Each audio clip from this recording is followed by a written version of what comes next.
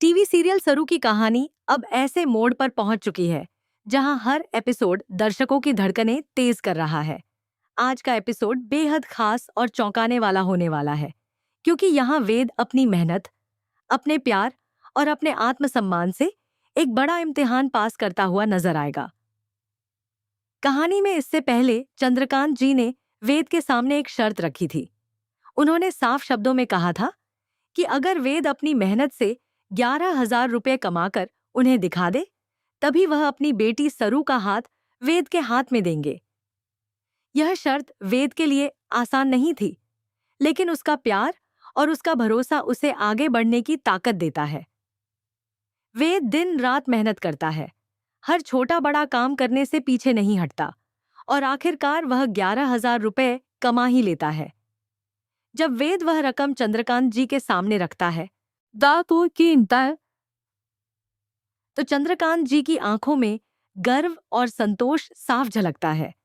उसी पल वह वेद और सरू का रिश्ता पक्का कर देते हैं और कहते हैं कि तुम दोनों की जोड़ी भगवान ने बनाई है और इस जोड़ी को कोई भी तोड़ नहीं सकता।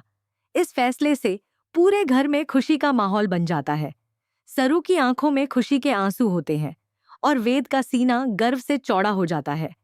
लेकिन इस खुशी में एक शख्स ऐसा भी है जिसे यह रिश्ता बिल्कुल पसंद नहीं आता, और वह है तारा। तारा चाहती थी कि वेद की शादी उसकी बेटी अनिका से हो, न कि सरू से। जैसे ही उसे वेद और सरू की शादी तय होने की खबर मिलती है, उसका चेहरा गुस्से और जलन से भर जाता है। बाहर से वह भले ही मुस्कुराती नजर आए, लेकिन अंदर ही अंदर वह एक खतरनाक साजिश रचने लगती है। कहानी में असली ट्विस्ट तब आता है जब तारा सरू को बदनाम करने का फैसला करती है। वह घर में गहनों की चोरी का झूठा इल्जाम सरू पर लगा देती है। तारा सबके सामने कहती है कि जब से यह लड़की हमारे घर आई है, तब से हमारे जीवन में सिर्फ परेशानियां ही आई हैं। इस इल्जाम से सरू पूरी तरह टूट जाती है। उसे समझ ही नहीं आता कि उसकी सासू माँ उससे इतनी नफरत क्यों करती हैं। पूरे घर में सरू पर शक किया जाने लगता है और माहौल बेहद तनावपूर्ण हो जाता है।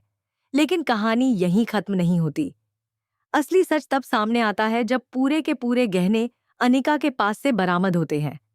जैसे ही अनिका को एहसास होता है कि उसने यह सब तारा के कहने पर किया है, वह सच उगल देती है। यह सुनते ही पूरे परिवार के होश उड़ जाते हैं। आखिरकार तारा खुद सच कबूल करती है और कहती है कि उसने यह सब सिर्फ इसलिए किया क्योंकि वह वेद और सरू की शादी नहीं होने देना चाहती थी।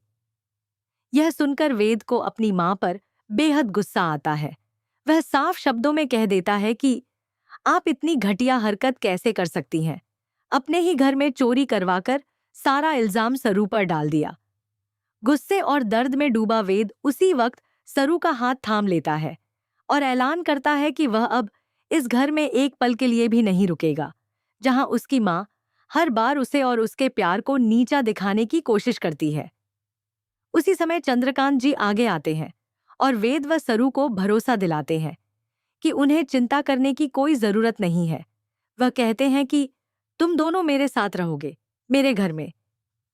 इसके बाद वेद और सरू अपना सामान बांधकर चंद्रकांत जी के घर चले जाते हैं, ये जहां दोनों एक नई और खुशहाल जिंदगी शुरू करते हैं। इधर तारा को धीरे धीरे अपनी गलती का एहसास होता है। वह चंद्रकांत जी के सामने और सरू के सामने जाकर माफी मांगती है। रोते हुए कहती है कि वह अपने बेटे के लालच में अंधी हो गई थी और सही गलत का फर्क भूल चुकी थी।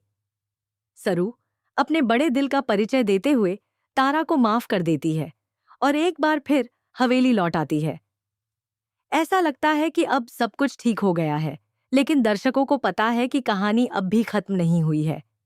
दरअसल तारा का मकसद अभी भी वही है, किसी भी हाल में सरू को वेद की जिंदगी से बाहर करना।